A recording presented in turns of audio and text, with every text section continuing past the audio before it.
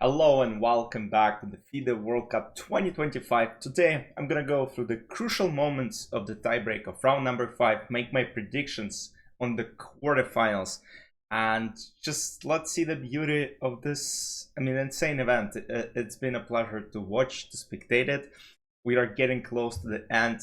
We'll know 3 candidates who's gonna qualify by winning the semifinals. So 2 players from the semifinals, and then there will be 1 player who will win the 3rd place match.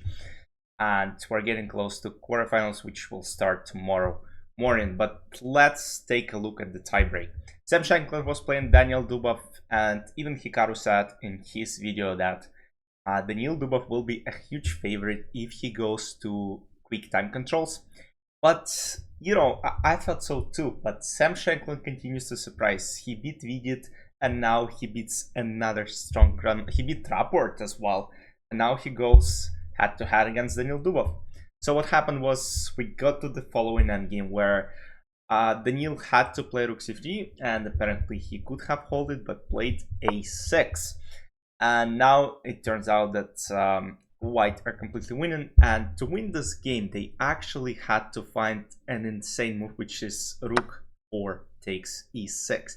And the idea is that after f takes e6, knight e5, the threat of g7 is just too strong, and if rook g6, unfortunately this pawn cannot be taken due to rook e8, king h7, and knight, oh, not even knight g6, because then there are some checks, but g5 instead.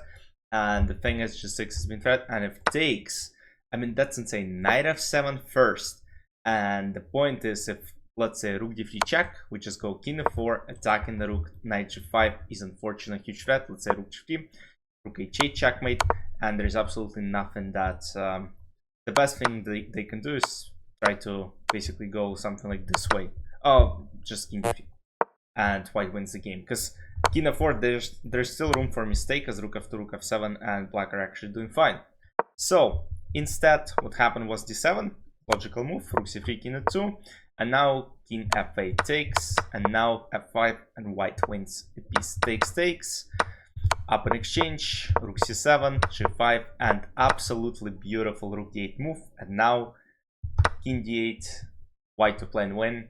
Hope you found it. Of course, he wouldn't sacrifice this if he didn't see the line, f6, and the thing is, h1 promotes without any problem. She takes f6, h6, king f7, h7, and just 1 extra tempo in black would have been fine with king g7, but now White wins the game.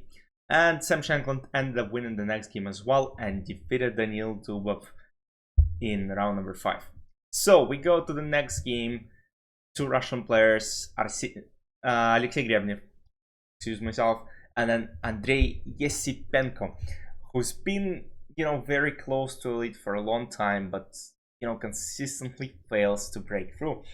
And, you know, I think, I mean, because I'm from Russia, of course, I know this name pretty well, but the one thing that stand out the most, I think it was some World Rapid Chess Championship, and, you know, he was, I think, 17 or 16 years old, and he had just an insane event. I remember specifically his game with Black Piece against Sergei Karyakin, and he just destroyed him so badly, and I was like, okay, I mean, this has to be next huge Russian thing, and, you know, just something was always wrong, and finally he, you know, he is going far in this World Cup, and I hope he goes all the way to the final, even though, I mean, we'll discuss the bracket later, and because he will have strong opponents. So knight e4, and it turns out that bishop, queen, and h7 pawn is just not good for black.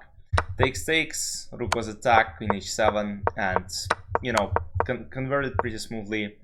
Bishop e8, rook f7, bishop c6, setting up a checkmate net. So queen e8, let's say if there was no queen, let's say queen was somewhere in h2, queen e8 and the next move would have won the game for White piece. But queen e8, king d8, so you might ask, why not do this instead and play king d8? The point is bishop d7, and White will pick up a queen on d8, while after rook d8, which happened in the game, oh, queen d8, you can play bishop d7, of course, but then king b7, and then, you know, you're not really winning immediately. So what happened in the game was takes, and now d5. And the point is, this rook is not moving. Black are in complete zugzwang, hopeless. And in this position, Andrei won the game because Alexei resigned. And the next game ended in a draw. Hold it a rook endgame, and Andrei Sipenka is through the quarterfinals. And we get to the probably very, very interesting pairing, because Jose Martinez Alcantara, who hasn't lost a single game in this event, was playing tiebreak against Pintala Harikrishna. And once again, if you watch Hikaru's video, he said that Pintala has to focus on the classical game, and if it gets to quicker time controls, Jose will be a huge favorite. And we got to the following equal rook hand game, where Jose, I mean, you know, this guy is destroying people online, and he destroys people over the board right now. I mean, that's insane. King f5, king g4, king f4, and I mean, just insane technique by Jose here. He manages to create a lot of pressure, and after rook c1, there is no defense. Rook f3, king g4, king h4, rook g1 is coming. If f3 or f4, there is rook g1, rook g3, white are losing the rook, and Jose Martinez ended up actually winning the next game as well, and he is through the quarterfinals too. And this was probably the wildest match of today's tiebreaks. Alexander Donchenko versus Lech Liam. Alexander missed a great chance yesterday in classical portion. He couldn't convert the winning rook endgame with black, and this tiebreak started, I mean, in an insane way. So I think Alexander won the first game, then Lech Liam equalized, then once again, I think, let me check how it actually went. So what happened was, yes, he won the first game, he lost the second, then he won again with black, then he lost, and with black pieces in 5+3 time control. The first game ended in draw, so that's the second game. So meaning, if either of these players wins, they are going to qualify to the quarterfinals. And here, Lech Liam plays a mistake. Rook d3, queen c7, queen f3, attacking f6, knight h5, attacking f6, rook d1, attacking, protecting the pawn, f5 takes, e5, f6, and after queen f8, d5, knight d4, queen f4, king d6, guess what happened? h3, and now king d5. So queen d5 is a huge mistake. So that was Alexander's plan. So here he noticed the pattern that there might potentially be some forks with, let's say, knight f6, right? And he let black take the pawn, but after queen g4, the only way to protect from checkmate is to play rook g8. But queen g7, brilliant queen sacrifice, and takes, king g8, knight f6 comes in, and now white are up a rook, and they ended up converting pretty smoothly. And Alexander, despite him being very nervous throughout the whole match, he is going to the quarterfinals, and what an insane run it has been. So just to kind of so you understand whom he beat David Anton in I guess yeah, it was second round. Then Anish Giri.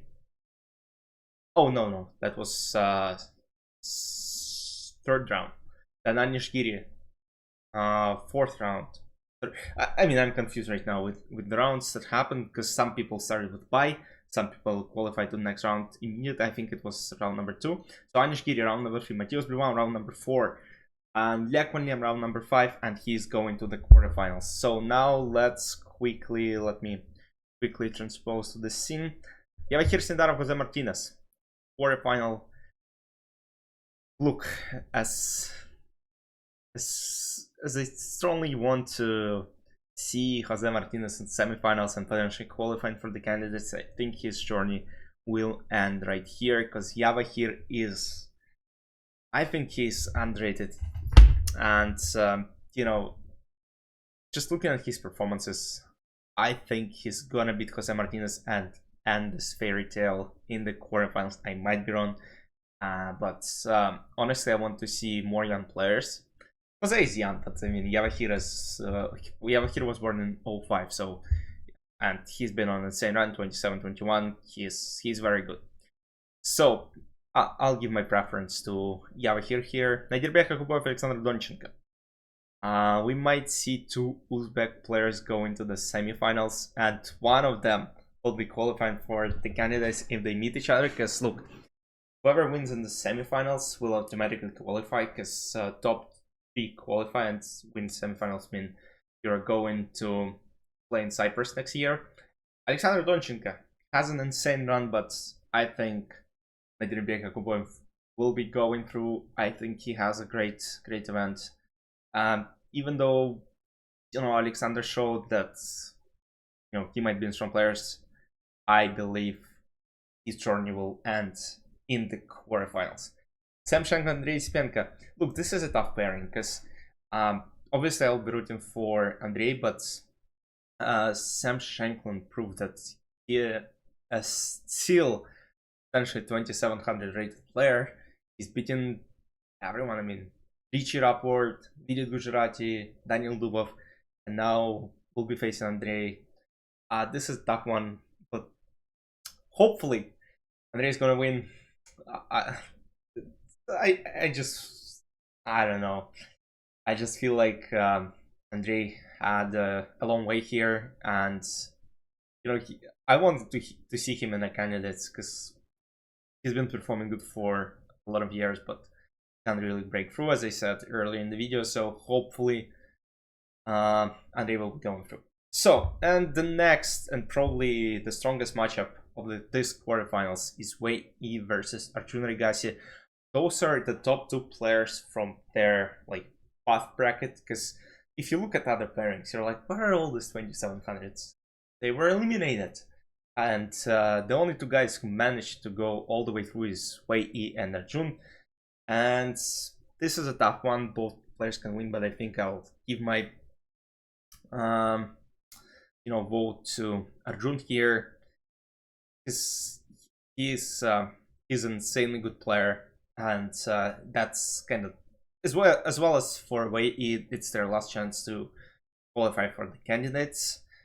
Arjun might have chances through the circuit, but I don't think that's the case, because Prague got eliminated and he's past there. So Arjun will be going through, and whoever wins, we'll have a great chance in semifinals as well. But yeah, that's it for my predictions. Let me know if you agree with me or you disagree with something, and I'll see you tomorrow after the first round of quarterfinals. Bye bye.